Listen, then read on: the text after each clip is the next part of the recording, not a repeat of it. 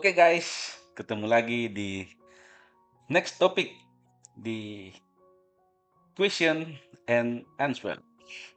Kita akan mencari pertanyaan dan kita menemukan jawaban-jawaban dari para penulis-penulis yang ada di Quora guys. Jawaban-jawaban yang bisa menginspirasi dan bisa menjadi motivasi dalam kehidupan kita sehari-hari guys. Oke, tanpa berlama-lama lagi, kita ke the next topic. Ini adalah satu pertanyaan nih guys. Ini pertanyaan yang sederhana sih sebenarnya ya. Sederhana tapi ada di lingkungan keseharian kita. Pertanyaan seperti ini guys. Apa ciri orang intelektual garis miring pintar? Nah itu. Ciri-ciri orang pintar guys. Oke, ini ada jawabannya ya. Orang pintar menurut saya adalah orang yang tidak membuat bingung lawan bicaranya. Bahasannya boleh berat, tapi bisa menggunakan bahasa yang sederhana agar orang-orang mudah mengerti. Yang kedua, bisa menempatkan dirinya, tidak membicarakan hebatnya dia saat sekolah di depan teman-teman yang tidak mampu bersekolah, tidak tidak membanggakan anaknya di depan orang mandul, dan tidak menyombongkan hartanya di depan orang kelaparan. Ya, nggak seperti itu juga kali ya. Tapi ya seperti inilah jawaban dari si penulis, guys. Ini mungkin terlalu berlebihan loh kalau ada orang seperti ini nih. Paling pun ada orang yang ya di antara teman-teman reunian gitulah ya, atau enggak di keluarga-keluarganya, sepupu-sepupu tante omnya gitu loh. Yang ketiga nih, tahu siapa yang dihadapinya. Jika lawan bicaranya adalah buruh tani, lalu dia membicarakan tentang program komputer atau saham, kemungkinan sulit dimengerti oleh lawan bicaranya. Ya, ada juga sih orang seperti ini ya. Satu dua lah ya. Kalau lebih banyak mungkin itu sudah nggak wajar lah. Simpulan ini saya ambil saat mendengar khotbah Idul Fitri di masjid depan rumah saya.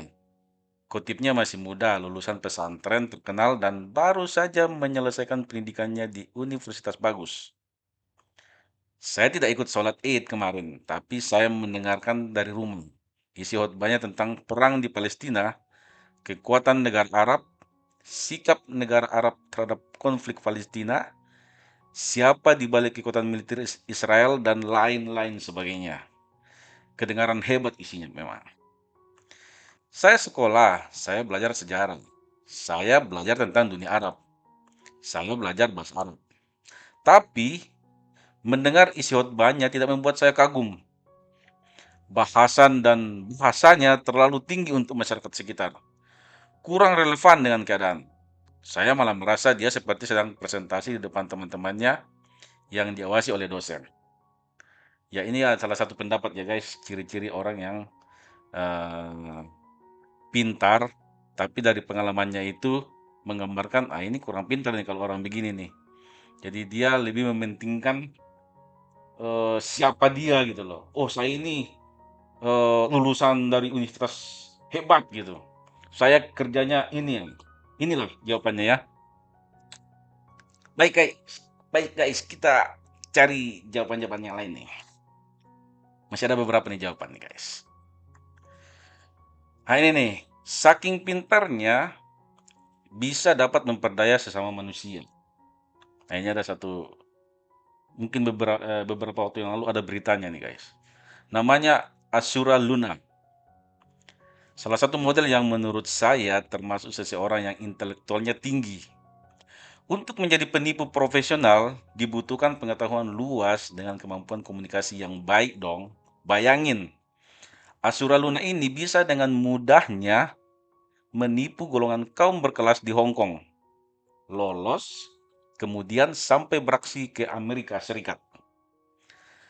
Pertama, modusnya itu Asura mengaku sebagai konglomerat. Konglomerat. Nah, konglomerat, salah ngomong aku ya.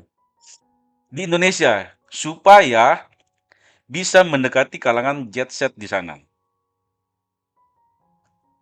Pertama, modusnya modusnya itu Asura mengaku sebagai konglomerat di Indonesia supaya bisa mendekati kalangan jet set di sana. Nah, ini tentu saja nggak gampang dong. Kalau nggak pintar, kalau nggak pintar-pintar ngemeng bisa keseleo. Ini berarti Asura ini main cantik banget dan penuh taktik dan strategi. Yang dari saya baca, Asura ini kerap menipu korban dengan cara berjualan tas, perhiasan, hingga menggelapkan sejumlah uang. Nggak nanggung-nanggung, totalnya hingga miliaran rupiah, guys. Berikut beberapa aksinya yang saya kutip dari berbagai media. Menjual tas Hermes palsu. Menurut pengakuan salah satu korban, warga Los Angeles, Sophie, mengaku mendapatkan tas tangan Hermes palsu dari Asura. Padahal ia telah membayar lebih dari 1,2 miliar untuk beberapa barang.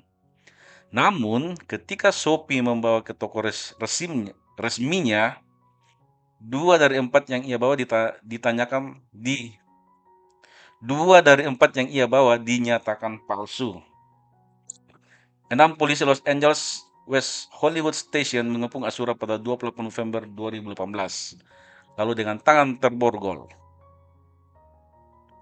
Namun Asura dilepaskan pada hari itu juga dengan bantuan 2 pengacara asal Washington DC. Yang kedua ini, penggalangan dana palsu. Dengan sosoknya yang ramah, supel, dan meyakinkan, ia sukses menipu beberapa temannya termasuk mantan-mantan kekasihnya. Salah satunya Robert, yang mana ia bisa meyakinkan Robert untuk beramal sebanyak 421 juta ke sebuah penggalangan dana yang setelah ditelusuri belakangan ternyata tidak menerima uang tersebut. Selain itu, Robert bahkan rela mengirimkan uang 2 miliar ke rekening Asura saat wanita itu mengaku membutuhkan uang untuk pengobatan ayahnya yang sekarat. Yang ketiga, hutang yang menumpuk. Well-Fine Properties, pihak penyewa kediaman Asura di Hong Kong menyatakan 12 Maret 2019, sang sosialita menunggak sewa sebesar 460 ribu dolar Hong Kong, atau kalau kita konversi ke rupiah 829 juta. Orang lain yang pernah mengenal Asura menambahkan, sang sosialita berutang sebesar 20.000 euro atau 312 juta untuk tagihan anggur yang diminum.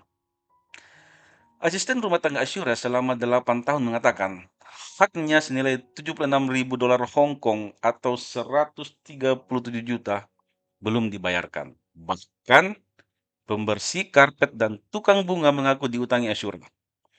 Lalu ada Lori, orang yang juga pernah mengenal Asura ini punya kegusaran serupa saat mereka dijanjikan investasi di bisnis berlian. Di waktu pembagian keuntungan, Asura malah hilang tak ada kabar. Lori mengatakan Asura masih berutang sebesar 65.000 dolar Amerika atau 917 juta pada mereka. Dan hingga saat ini belum diketahui di mana keberadaan sosialita yang masih dicap buron ini. Pada intinya, kepintaran atau keintelektual seseorang gak bisa jadi standar untuk mengukur kepribadian seorang manusia. Mau cantik, mau pintar, mau tajir, yang kelihatannya satu paket pasti ada minusnya. Jangan terlalu mengagungkan orang, jangan terlalu mengagungkan apa yang tampak di kasat mata, guys. Nah, ini salah satu jawaban yang sangat menarik nih. Jangan ambil contoh dari berita ya, yang mengartikan ciri-ciri yang pintar. Jadi, pintar pun bisa jadi jahat, guys. Jadi, masalah kepribadian itu bukan masalah pintar atau bodoh ya, tapi masalah sikap. Ini ada lagi nih, ciri-ciri keberbakatan intelektual. Mudah menangkap pelajaran, ingatan baik, memiliki perbenaran kata yang luas, nalarnya tajam, dalam kurung logis dan kritis, memiliki daya konsentrasi yang baik, menguasai berbagai topik pembahasan, senang membaca dan rajin membaca, ungkapan diri lancar dan jelas, pengamat yang cermat, senang mempelajari kamus, peta, ensiklopedi, cepat memecahkan soal, cepat menemukan kekeliruan atau kesalahan, cepat menemukan asas dalam suatu uraian, mampu membaca pada usia lebih muda, daya abstraksi tinggi, dan selalu sibuk menangani berbagai hal. Ini dia ada eh, apa namanya ya, sumbernya ya. Munandar 1982. Baik guys, kita cari lagi jawaban-jawabannya lain nih. Ada nggak yang menarik-menarik yang bisa menambah pengetahuan kita nih guys? Nih, orang intelektual menurut saya orang yang memiliki pemahaman yang luas dan menguasai bidang tertentu dan memiliki keterampilan maupun pengetahuan yang mumpuni dalam bidang tertentu. Ah, ini dia lebih rincikan ya bidang tertentu. Jadi orang pintar itu tidak harus menguasai semua bidang atau banyak bidang. Jadi khusus di satu bidang tertentu aja itu sudah masuk dalam kategori memiliki intelektual ya atau pintar guys. Sementara ciri-ciri orang intelektual adalah mampu berpikir kritis dan logis. Jika ia dihadapkan pada sebuah informasi, maka tidak mudah untuk percaya sebelum mengetahui sumber yang valid. Nah, ini dia. Ketika memberi pernyataan, maka berdasarkan sumber referensi yang valid, jadi tidak sebatas pada asumsi saja. Berpikir sangat terbuka dan mudah menerima kritik dengan baik, sehingga ia mampu memahami kelemahan diri sendiri. Memiliki minat belajar yang tinggi dan hobi membaca. Memiliki kontrol diri yang sangat baik, tidak mudah emosional. Nah, ini mungkin ini ya, 5 ini jadi kesimpulan kita di topik kali ini. Karena ini ada di sekitar kita, guys. Rajin membaca, tidak mudah emosional, ya. Terus kita mampu berpikir, kita nggak langsung percaya, kita harus uji dulu. Apakah itu benar atau tidak, baru kita ambil kesimpulan. Dan harus ada referensinya ya, bukan hanya, oh katanya, itu asumsi-asumsi. Nah itu, jadi kita harus menghindari hal itu, supaya kita disebut punya intelektual yang bagus, guys. Baik, mungkin teman-teman punya jawaban sendiri, nanti komen ya di kolom komentar guys. Jangan malu-malu. Silakan kasih komentar bebas aja karena topik ini, channel ini membahas hal-hal yang ada di sekitar kita yang bisa membuat hidup kita lebih bernilai guys. Oke guys, thank you.